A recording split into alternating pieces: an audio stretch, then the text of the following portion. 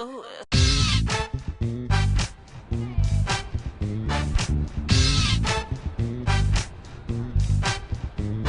Welcome to MBA PodTV. I'm your host, Dylan Fernando.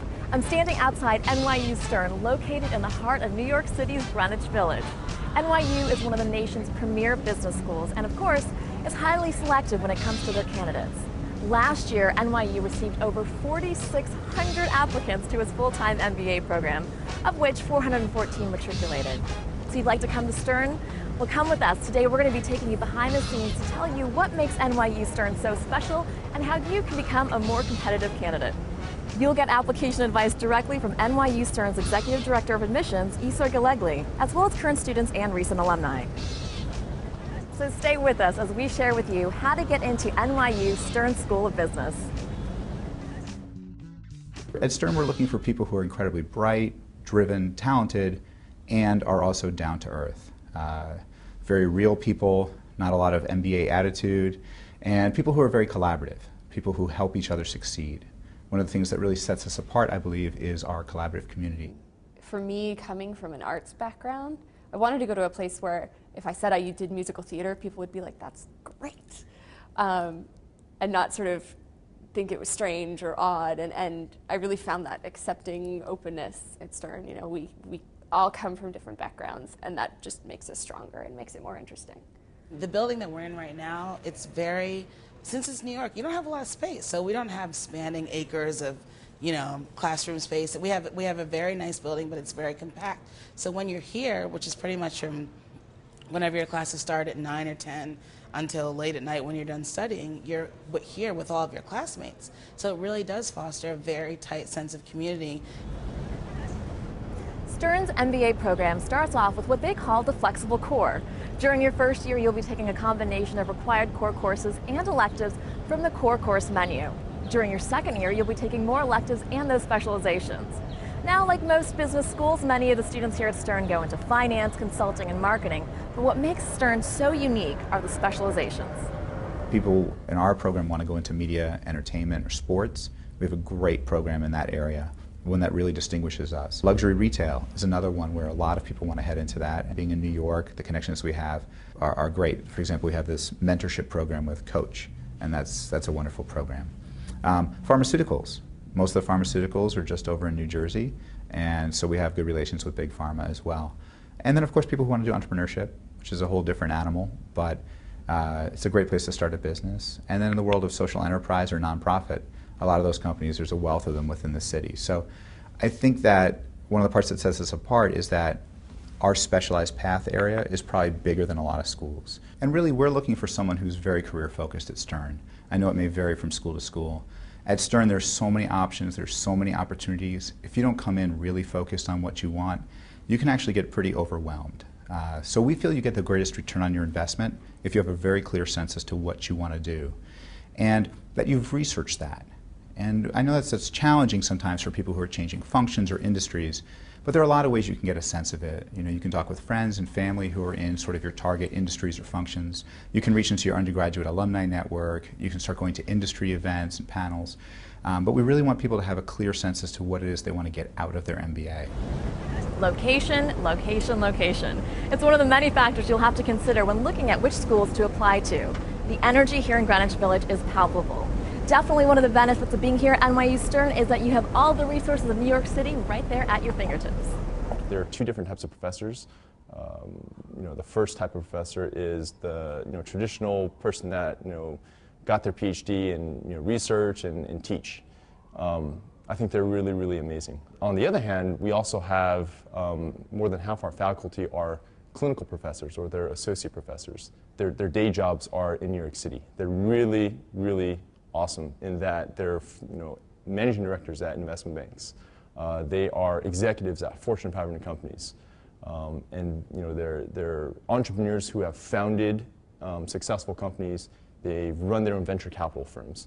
And they're amazing because they can teach the theory but explain it in an applicable way. Even from things like internships that you can do while you're in school. So I and a number of my classmates did an internship at Bloomberg Television while we were still in our spring semester classes, learning about the newsroom and learning how sort of the intersection of business and entertainment happens at a company like Bloomberg, and then, you know, took a cab back downtown, or the train. I take cabs, but I should be taking the train, and went to class. So that's something you couldn't do anywhere else. I mean, you're really able to start weaving yourself into the, you know, the world of business in New York while you're in school. So a big part of getting into business school is writing those essays. Believe me, I ask myself all the same tough questions. Why get an MBA? Why now? Why Stern?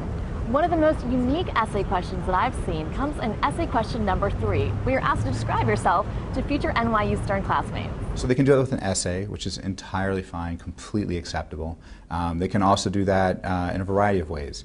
They can do photo albums, collages, recipes, picture books, board games. We've had mocked up cereal boxes and all kinds of stuff.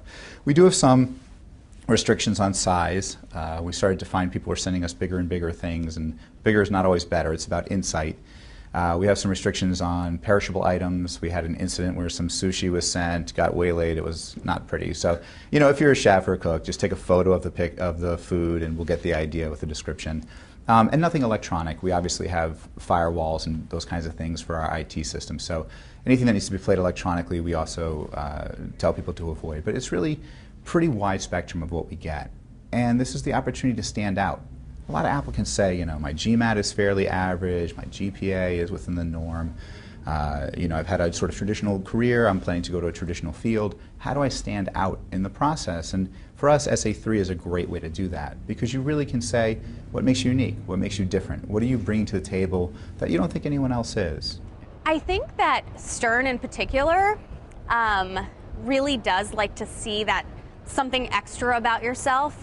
With their Essay 3, anybody who's looked at it knows it's a little bit different. It's describe yourself to your fellow classmates, feel free to be creative. And I think that's really the opportunity to show the committee, yeah, this is all the stuff about my career and everything that I've done in the past, but here's something that's different about yourself. For example, I grew up with deaf parents, and so that experience of being in a deaf household, signing, has really shaped who I am today. And so in that essay, I talked about that experience, and I talked about what it's taught me and how I think it has made me a better business school student, a better person in the working world, a better person in general. So I felt that that was an important thing to convey to the committee. I think for me, it was really focusing on the unusual aspects of my background. So I was trying to really play up what differentiated me from other students who were applying. So, you know, I looked at the fact that I had an independent major in college, and that I had this creative background, and that I was self-employed for 3 years, and sort of taking that non-traditional path, sort of, and positioned myself as a risk taker and someone who knew how to, you know, was comfortable taking chances and comfortable putting myself out there. So having been through the MBA interview process, I know it can be a bit of a nerve-wracking experience. My advice, be cool, be confident, and of course, be yourself.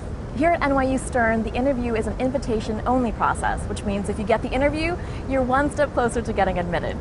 Here's what to expect at an NYU Stern interview. Because our interview process is different, because it's not blind, because we'll be very familiar with the application, because it's a trained interviewer doing the interview, I'd approach it a lot more like a job interview. Probably a second round callback kind of job interview, not an initial screen. The first thing I always tell people is review your application, reread it, because it's usually been a couple months. Sometimes I've had interviews where I ask an easy kind of warm-up question. Oh, I noticed you do bungee jumping. Tell me about that.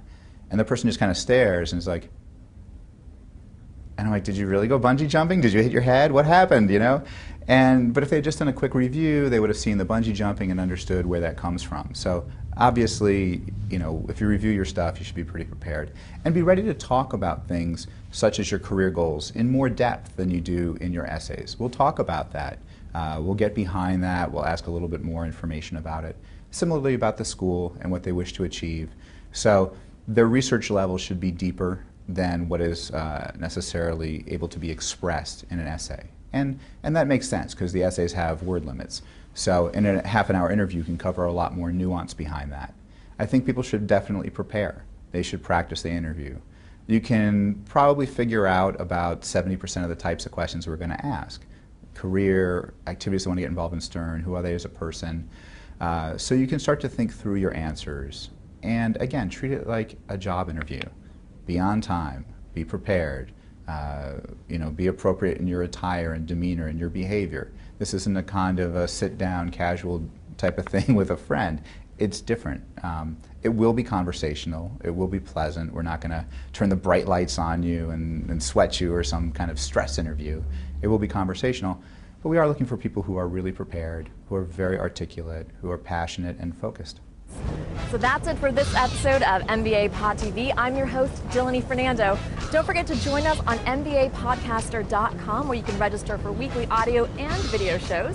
And of course, join us on Facebook and Twitter, where you get the latest news and updates on your MBA application process.